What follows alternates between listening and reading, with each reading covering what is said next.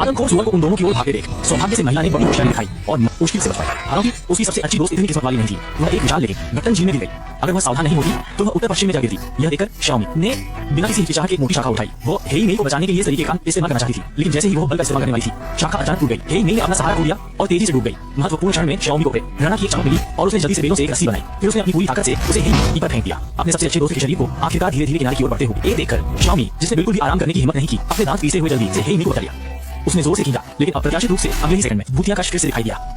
उसके पास अपने मित्र को नीचे उतारने के अलावा कोई विकल्प नहीं था और उसने जल्दी से अपना धनुष बाण उठाकर युद्ध की तैयारी कर ली। इस पूरे घटनाक्रम के दौरान शाओमी का दिल तेजी से धड़क रहा था और उसके दिमाग में विचारों की बाढ़ आ रही थी। उसने सोचा कि कैसे वो अपने दोस्त को बचाने के लिए हर संभव प्रयास कर रही है और उसने अपने भीतर की ताकत को महसूस किया। उसने अपने दोस्त की सुरक्षा के लिए सब कुछ दांव पर लगा दिया था। यह एक ऐसा क्षण था जब उसने महसूस किया कि सच्ची दोस्ती क्या होती है और उसने इस भावना को अपने दिल में गहराई से महसूस किया।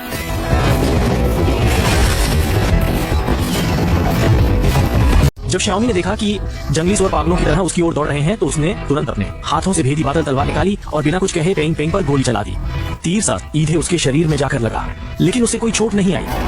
शाओमी ने शांत रहने की हिम्मत नहीं की। वह बहुत चिंतित महसूस कर रही थी और समझ नहीं पा रही थी कि क्या हो रहा है, लेकिन फिर भी दूसरा पक्ष धीरे धीरे आगे बढ़ रहा था। जब उसे लगा कि उसकी जान खतरे में है तो हेई मेई, जो आखिरकार किनारे पर चढ़ गई थी, ने तुरंत मदद की और शाओमी को हताश स्थिति से बाहर निकाला। दूसरी ओर भाई कियांग, जिसने अपनी बेटी को लंबे समय से घर वापस नहीं देख आ था, जल्दी से अपने साथियों के साथ उसे खोजने के लिए पहाड़ पर चढ़ गया, लेकिन अप्रत्याशित रूप से वे एक गैंडे द्वारा रास्ते में ही रोक दिए गए। दोनों तुरंत डर गए और देखा कि दूसरा पक्ष उनकी ओर बढ़ रहा है। वे दोनों तुरंत भाग गए। इसी तरह उनके सामने के लोग देख रहे थे कि भुना हुआ पूरा रोमांस कुछ दूरी पर था।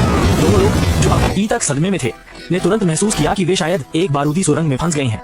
लेकिन जल्द ही भाई कियांग ने देखा कि जमीन पर पत्थरों का एक खास पैटर्न था, इसलिए जीवित रहने के लिए उनके पास मौत से लड़ने और पत्थरों के पैटर्न का अनुसरण करते हुए भागने का के अलावा कोई विकल्प नहीं था। अंततः दो महिलाओं ने भी ग्रामीणों को दुर्घटनावश बुराइयों को हल करने में मदद की। फिल्म यहीं समाप्त होती है।